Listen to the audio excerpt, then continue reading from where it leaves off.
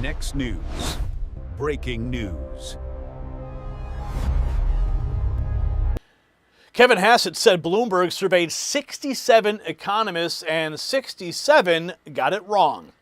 Let that sink in. Every single expert in the room missed a June CPI drop of 0.4%, the biggest one-month decline since April of 2020.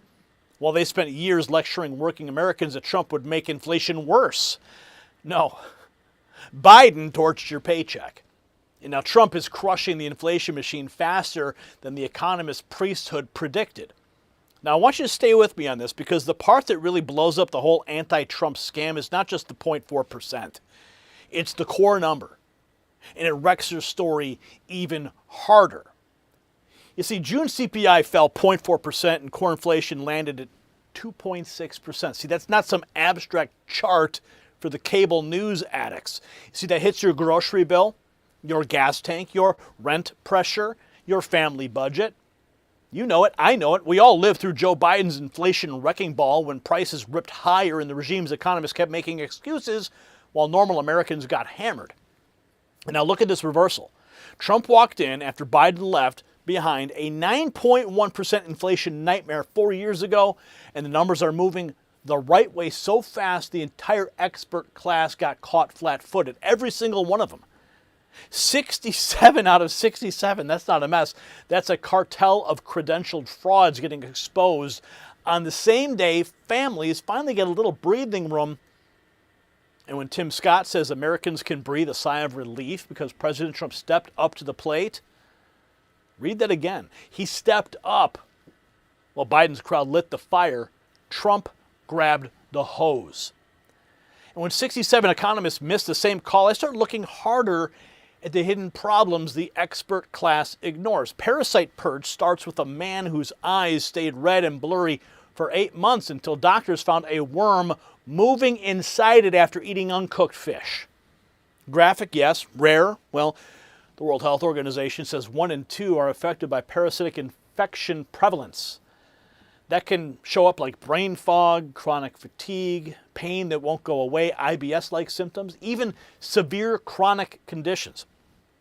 Well, Jonathan Otto, he built a typical cleanse alternative, the full-spectrum parasite elimination protocol with a science-backed parasite formula plus red and near-infrared light therapy.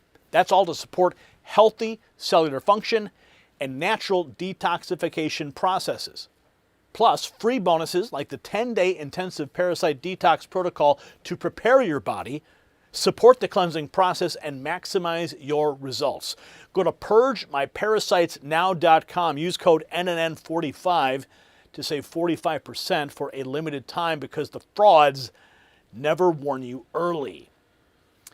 So April 2020 was the last time America saw a monthly CPI drop this big. And that's the detail I keep coming back to because the media spent months trying to sell you the lie that Trump's second term would unleash chaos on prices. Instead, we got the biggest one-month decline in over 6 years. And look how brutal that is for the Bloomberg class. They didn't miss by a little. They built an entire narrative around Trump failing, and June just torched it. I'm going to get to the tweets. You're going to see it. Watch how Trump's allies hammer that point with the receipts. Fox News breaking this, inflation posting the biggest one-month drop since April of 2020. Key inflation numbers just released for the month of June. The Consumer Price Index shows inflation slowing 0.4% month over month, more than economists expected, marking the largest one-month decrease since April 2020. The year-over-year rate now at 3.5%. Our graphic had that reversed before. This comes as Federal Reserve Chair Kevin Warsh is heading to Capitol Hill to testify for the first time since taking over at the central bank in May. So Fox laying out the headline, June CPI falling 0.4%, the biggest monthly drop since 2020. Now watch the market reaction where CNBC breaks down just how badly the so-called experts missed the number.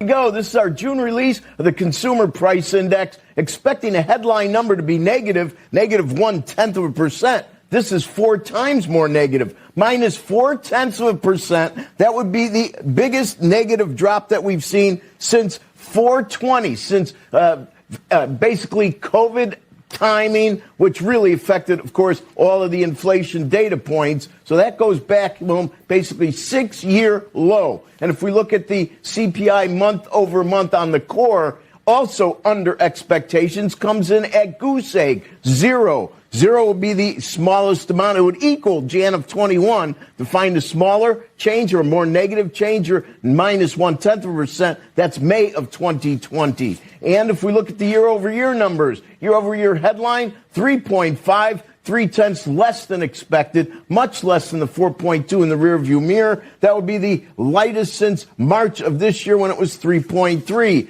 Year-over-year core, 2.6. 0.2 less than expectations, 0.3 less than the rearview mirror. 2.6 equals March. 2.5 brings you to February of this year.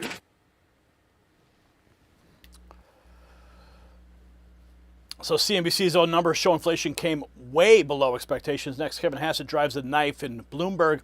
They surveyed 67 economists, and every single one of them got it wrong. It's sure, energy prices have come down a lot, but everything else is going down too. And I think that's why, if you look at Bloomberg, they surveyed 67 economists, and 67 economists got it wrong because they didn't understand that it wasn't just about energy. It's about all these other things that President Trump is doing to cut costs.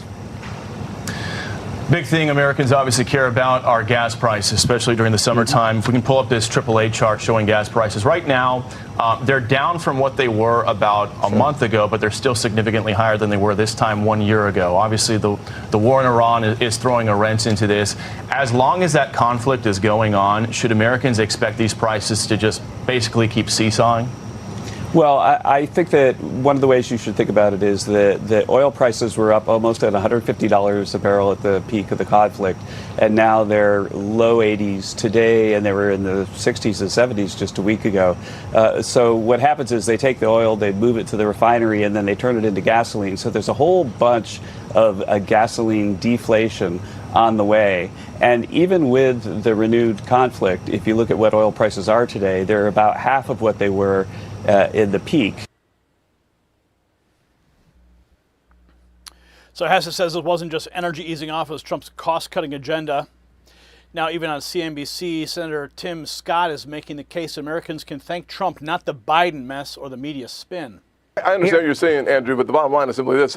Why are the numbers tough for the beginning of the Trump administration? It's because the cumulative value of 4 years of President Biden, things got worse and worse and worse. So, of course, they've gotten better, but they've gotten better because President Trump has made very hard decisions to close our southern border, to pass tax cuts so that the average American has more of their money to hold on to.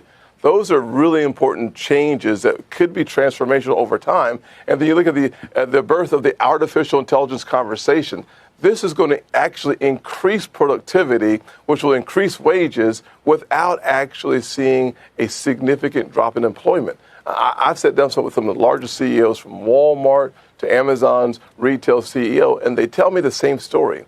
Employment numbers look good. They're not laying people off. Augmentation is really important, not automation. Augmentation means that people will do more work with more opportunities, more resources because of artificial intelligence. They won't lose their jobs, which would be automation.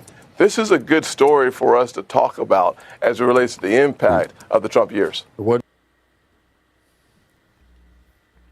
So Tim Scott pins the cooling inflation on Trump reversing the damage from 4 years ago. Next, Trump responds himself, saying the new report proves prices are coming down in his term and getting it done.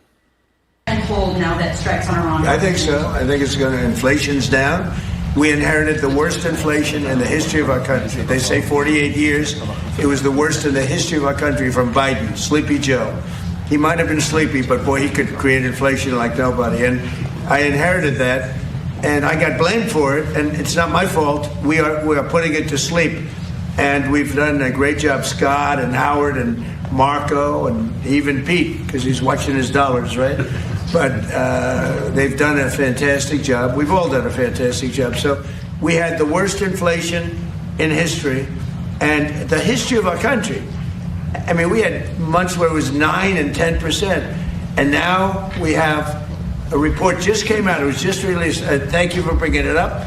But the report was incredible. Inflation is way down. That means prices are coming way down, and we're doing a great job. We inherited the worst inflation in the history of our country, and we're putting it to sleep. Trump said it straight to the cameras, and now the numbers back him up. That's the knockout. Biden created the mess. Biden's handlers denied it. Democrat media servants weaponized it. Bloomberg's 67 economists blessed the whole scam with bad forecasts and smug certainty. Then June lands, minus 0.4% core at 2.6%, and the biggest monthly drop since April of 2020. I mean, read that line again from Hassett again. 67 economists got it wrong. All of them, not one, not five, all 67. That's the expert class getting cornered by reality in broad daylight while Trump cleans up the wreckage they told you could never be fixed. So Bloomberg's 67 economists need to answer for 67 blown forecasts today. Don't let these people slither off, change the subject, and pretend it never happened. They spent years covering for Biden while families got crushed by the inflation tax. They sneered at Trump. They rooted against recovery because they hate the man more than love the country. And now June CPI drops. In Trump's own words, we're putting it to sleep. Sounds less like spin and more like a receipt. So here's what I think we should do with this. We bank the win, we celebrate the relief, and we keep naming the people who lied when it mattered. Kevin Hassett gave you the cleanest number in the whole story, 67 for 67 wrong. Burn that into your memory, because the next time one of these television experts lectures you about Trump, you'll know exactly where to file it. I want to make sure you're filing all the videos too. Yeah, the notifications that never arrive. Make sure you text raw feed to 844-840-4963 and get on the insiders list and get the notifications from me when YouTube never sends them. The system controls information. Information control is power. They don't want you to see this. The truth only survives together. They don't want this shared. Share this now.